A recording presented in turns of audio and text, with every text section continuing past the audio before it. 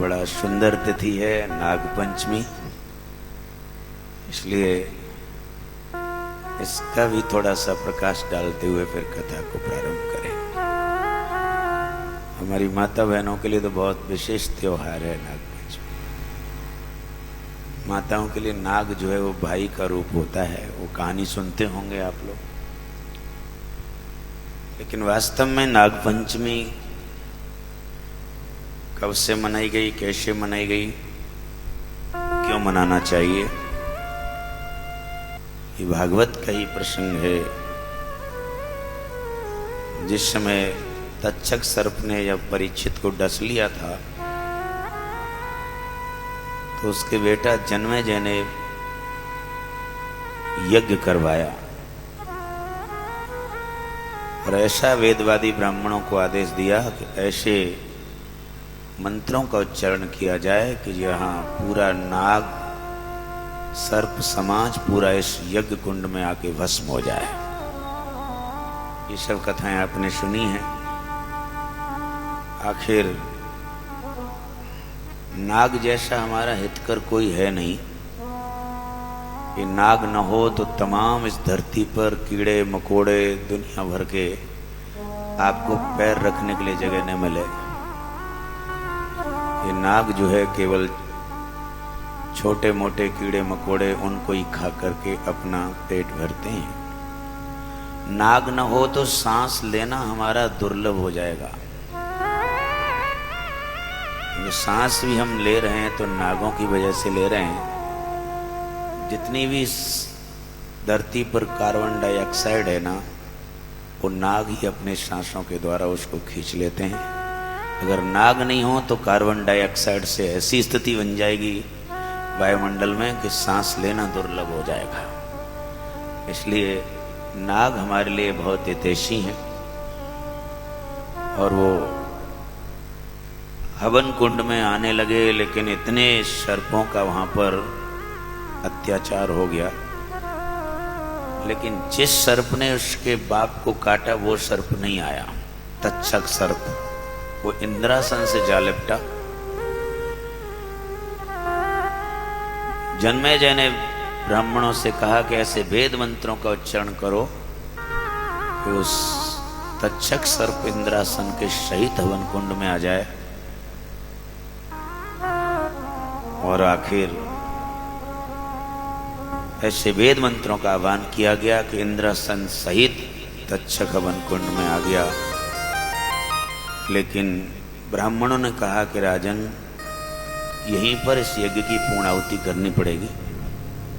बोल क्यों?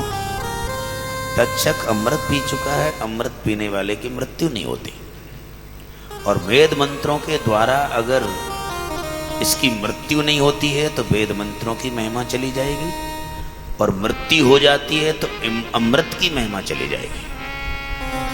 इसलिए दोनों की महिमा बरकरार बनी रहे, पूर्णाहुति यही करानी चाहिए। किसी भी जीव को मारना हमारे क्योंकि हिंसा है, नहीं मारना चाहिए। तक्षक से तुम्हारी दुश्मनी थी और अन्य इतने सर्प तुमने कुंड में जला दिए, इतने लोग मार दिए। इसके लिए उन सर्पों को फिर से जीवित कराने के लिए कहा गया है कि दूध मंगाया गया, और दूध जो है उन सर्पों के ऊपर ठंडा दूध डाला गया। और तब से दूध की महिमा चली। नागों को हम दूध पिलाते हैं। और हमारी माता बहन तो वो कहानी कहती हैं कि वो जो उसका एक बिटिया थी, उसका कोई भाई नहीं था, और उसका जो है वो कथाएं कहानी सुनती रहती हैं। तो वो माँ जो है नागों को डेली दूध रखा करती थी ठंडा करके। उस बेटी से कहा, बेटा कि यही तेरे भाई हैं, इसलिए मैं नहीं रहूं कभी तो तू इनको ठंडा करके दूध पिलाते रहना। और वो एक बार गर्म दूध पिला दिया। ये सब कथाएं अब ये सब कहानी कहा करते हैं। लेकिन सबसे विशेष श्रावण मास है, भोलेनाथ, क्योंकि इनके बिना तो, भोलेनाथ के बिना तो कोई न नाग पंचमी हो सके न कोई और त्योहार हो सके। कारण क्या है? हमारे शास्त्र कहते हैं कि धरती पर हर कण में, हर पत्थर में, हर कण कण में भोलेनाथ विराजता है, हर कंकण में शंकर विराजता है, ये हमारे शास्त्र कहते हैं। लेकिन नारायण और लक्ष्मी जब जा रहे थे तो नारायण भगवान पैरों को कभी ऐसे छलांग लगा के रखें, कभी ऐसे रखें, कभी ऐसे रखें। तब लक्ष्मी ने पूछा, ये कैसे चल रहे हो? कि शंकर मेरे इष्ट हैं, इसलिए हर कंकण में शंकर विराजता है, इसलिए मेरा पैर उनके ऊपर पड़ जाए तो पाप लग जाएगा, उनको बचा बचा के चल रहा हूं। तब लक्ष्मी ने कहा, ऐसी स्थिति से चलोगे तो कैसे काम चलेगा? आप ऐसा ही रूप धारण क्यों न कर लें जो वहां पहुंच भी जाएं और आपका पैर भी न पड़े। एक ही हमारे जीव जंतुओं में, जानवरों में सर्प है जिसके पैर नहीं होते, इसलिए नारायण भगवान ने सर्प का रूप धारण कर लिया, नाग बन गए नारायण भगवान।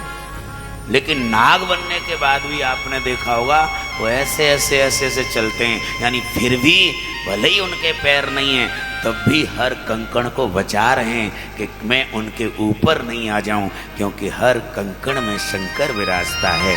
और जब इस प्रकार से नाग के रूप में नारायण भगवान चल रहे थे, कभी इधर बचा, कभी उधर बचा, कभी इधर बचा, तो तुरंत भोलेनाथ तो बोले हैं और उनको दया आ गई आखिर, क्योंकि नारायण भगवान के इष्ट शंकर भगवान है और शंकर भगवान के इष्ट नारायण है। इसलिए ऐसी स्थिति में जब भोलेनाथ ने देखा तो भोलेनाथ ने उन नाग को उठाया और उन्होंने अपने गले में धारण कर लिया। ये नाग भी जो भगवान शंकर के गले में पड़े कोई साधारण नहीं है, ये स्वयं नारायण भगवान हैं, क्योंकि नारायण भगवान को भोलेनाथ ने उठा के गले में धारण किया। ऐसे दयालु हैं शंकर भगवान, इसलिए कथा होने से पहले श्रावण मास है, शंकर भगवान को स्मरण करो, उसके बाद चले।